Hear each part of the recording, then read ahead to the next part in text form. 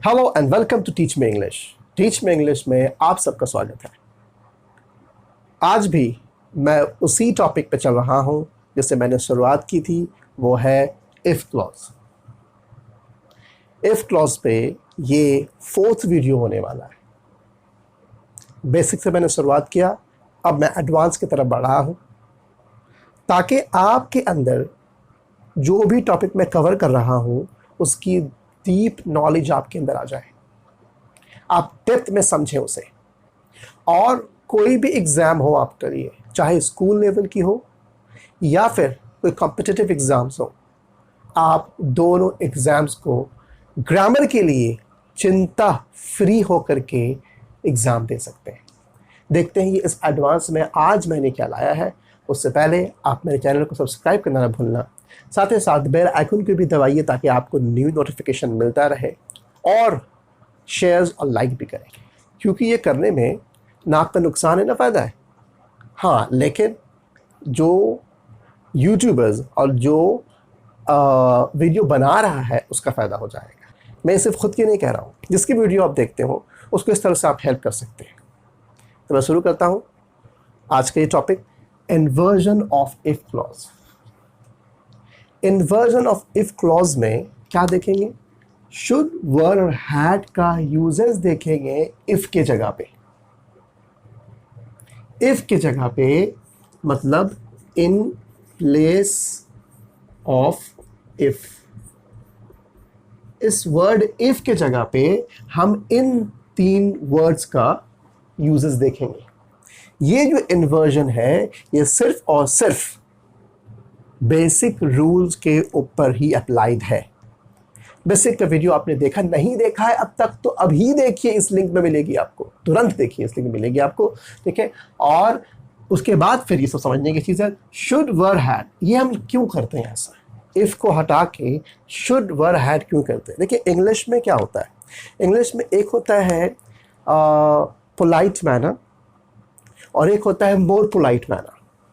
If से already sentence जब बना रहे हो तो पोलाइट वे में आप बात कर रहे हो, उसको और भी ज़्यादा जब पोलाइट करना होता है तो हम वहाँ पे शुड, वर और हैड कर देते हैं इफ़ की जगह पे। और ये अप्लाइड है 3 कंडीशनल में, मतलब फर्स्ट, सेकंड, थर्ड तीनों कंडीशन में अप्लाइड है। ओके, फर्स्ट कंडीशनल, इस फर्स्ट कंडीशनल में क्या लगेगा? शुड लगेगा। तो इफ़ की जगह पे मैं यहाँ शुड लगाऊंगा। याद रहे, इफ़ को रिप्लेस करके शुड लगेगा, बाकी और कुछ चेंज नहीं होगा। प्लस सब्जेक्ट प्लस वर्ब 1, और ये तो एज इट इज उतरेगा पूरा पूरी, यहाँ तो कोई चेंज नहीं करना आपको। Should, subject, verb 1, if remove हुआ शुड लग गया। तो शुड का एप्लीकेशन सिर्फ और सिर्फ फर्स्ट कंडीशनल में ही हो सकता है, सेकंड, थर्ड में आप नहीं कर सकते। उसी तरह सेकंड कंडीशन में क्या लगता है? वर। वर सिर्फ और सिर्फ कहाँ लगेगा? सेकंड कंडीशनल में, फर्स्ट में नहीं, थर्ड में नहीं, ठीक है ना।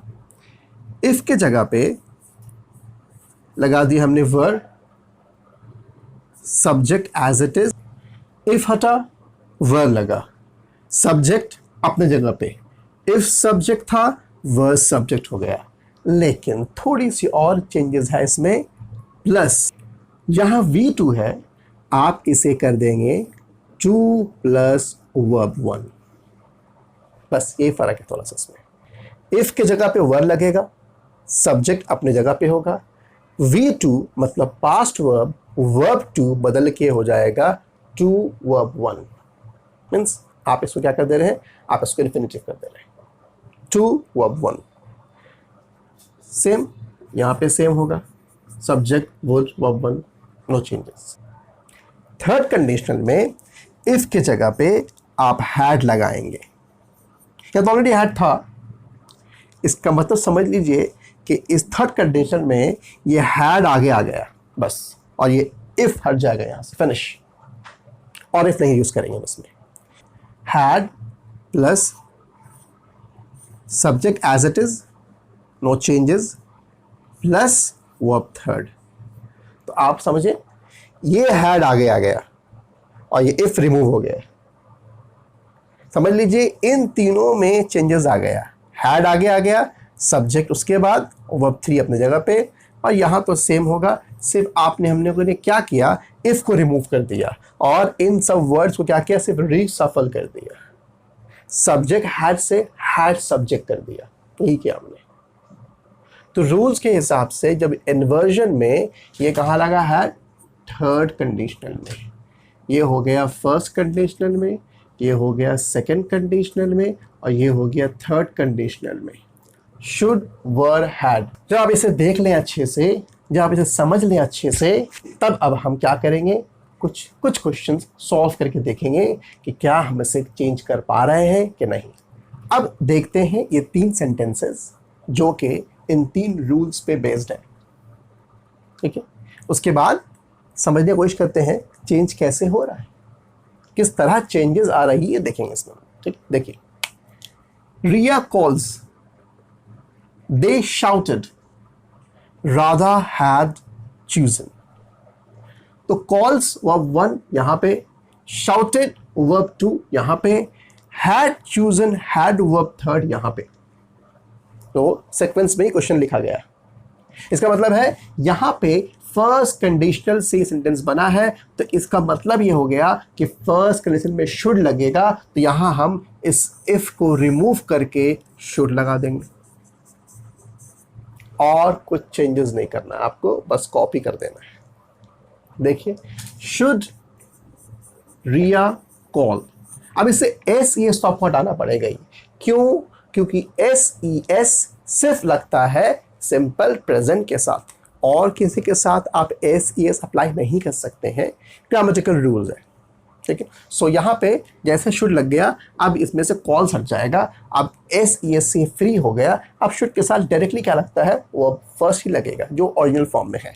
सो should Riya call you for help, comma, ये जो बाकी का पार्ट है, you must be ready for it, ये एज इट इज उतर के यहाँ पे आ जाएगा, मैं नहीं लिख रहा हूँ उसे, आप समझ सकते हैं, क्योंकि चेंजेस सिर्फ कहाँ आ रही है, सिर्फ फर्स्ट पार्ट में, जिसको हम इफ क्लॉज कहते हैं, उस पार्ट में आ रही है। इफ की जगह शुड, रिया अपनी जगह पे, कॉल अपनी जगह पे, यू अपनी जगह पे, फॉर हेल्प अपनी जगह पे, सेम टू सेम, ठीक है। अब देखते हैं second, if they shouted hard, ये इस पे बेस्ड है, वो अब 2 लगा हुआ है यहाँ पे शाउटेड, क्योंकि उसके बाद भी देखेंगे यहाँ वुड लगाया गया, आपने पूरा रूल्स देखा है, यहाँ पे कैन, विल, मे, मस्ट लगता है, यहाँ पे सिर्फ वुड, और यहाँ पे वुड, शुड, माइट, कुड, सब आपने देखा है, रूल्स मैंने लिखा था अभी आप।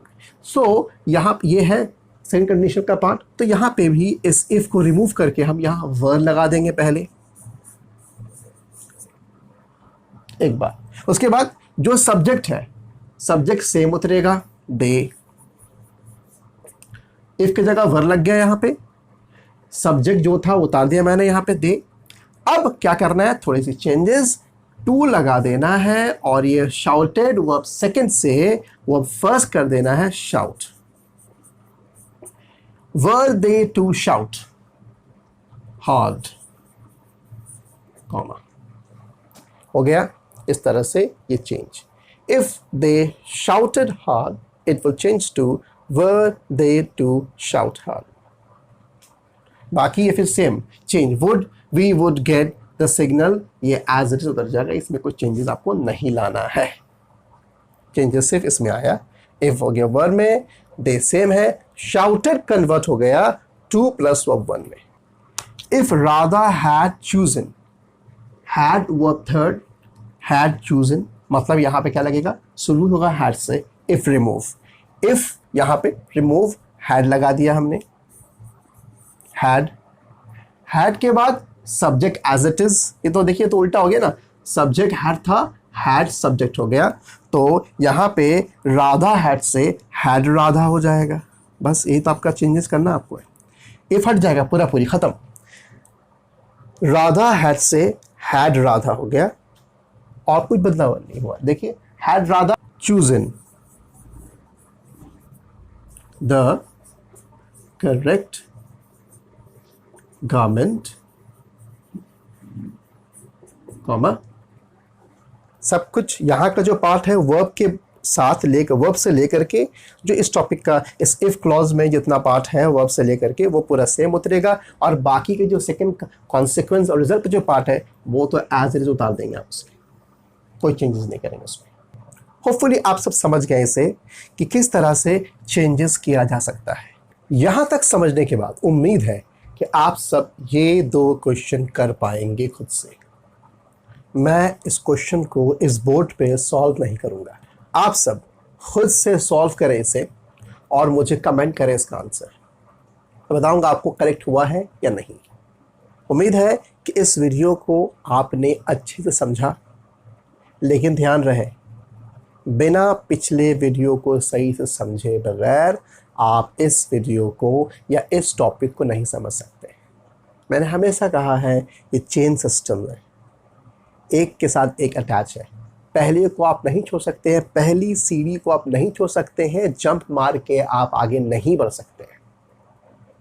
इसलिए सीरीज़ को देखिए, तब समझ में आपको अच्छे से आएगी कि किस तरह से इन सब को सॉल्व किया जाए। लेकिन साथ में आपके लिए ज़रूरी है कि आप तुरंत इस वीडियो को देखिए जो बेसिक पे मैंने बनाई है, तब आप इसे समझ पाएंगे अच्छे से। और उसके बाद मैं आपसे विदा लेता हूँ आज के लिए। Thank you very much.